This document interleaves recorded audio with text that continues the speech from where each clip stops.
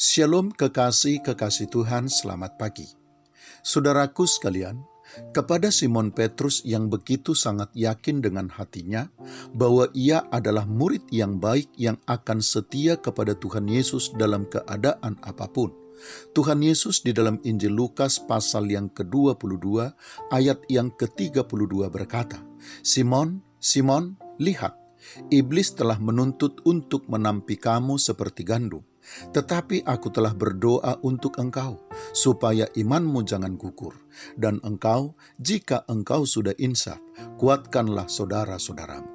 Kekasih-kekasih Tuhan, kata menampi umumnya memiliki makna, cara yang dilakukan untuk memisahkan antara gandum dan ilalang, antara gandum yang berisi dengan sekam, yaitu gandum yang tidak berisi, di mana baik ilalang dan sekam atau gandum yang tidak berisi itu akan dikumpulkan dan dibakar di dalam sebuah perapian, sedangkan gandum-gandum yang berisi akan dimasukkan ke dalam lumbung untuk disimpan sebagai bekal persiapan makanan pada masa-masa selanjutnya.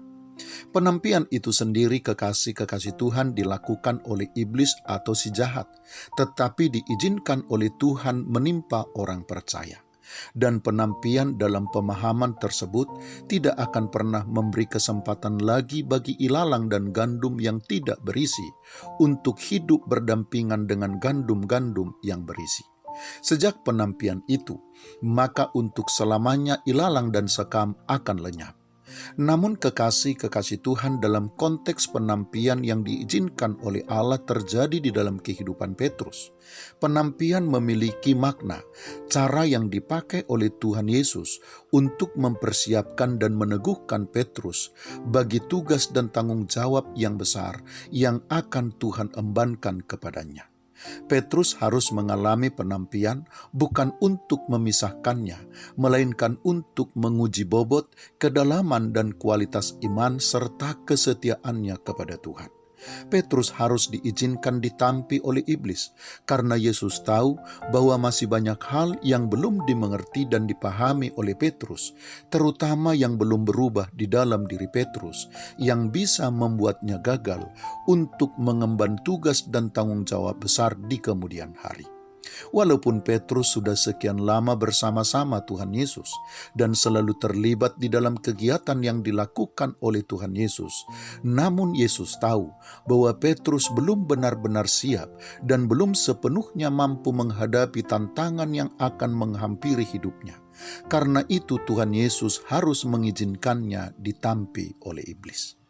Kekasih-kekasih Tuhan, fakta bahwa ada iblis yang menuntut kepada Tuhan untuk menampi iman seseorang hendaknya menjadikan kita selalu waspada. Kita harus memiliki kesadaran yang tinggi tentang selalu adanya situasi yang tidak aman, dan bahwa iman kita akan selalu diuji setiap waktu melalui berbagai keadaan. Namun demikian, kekasih-kekasih Tuhan, pada sisi yang lain, terhadap penampian itu, kita tentu harus mempercayai bahwa Tuhan akan selalu ada bagi kita. Ia tidak akan pernah membiarkan kita berjalan sendiri. Hingga saat ini, Ia terus berdoa dan bersyafaat bagi kita, agar kita kuat dan agar iman kita kepadanya tidak akan pernah gugur dan tidak pernah dilenyapkan oleh apapun juga. Selamat pagi, Tuhan Yesus memberkati. Shalom.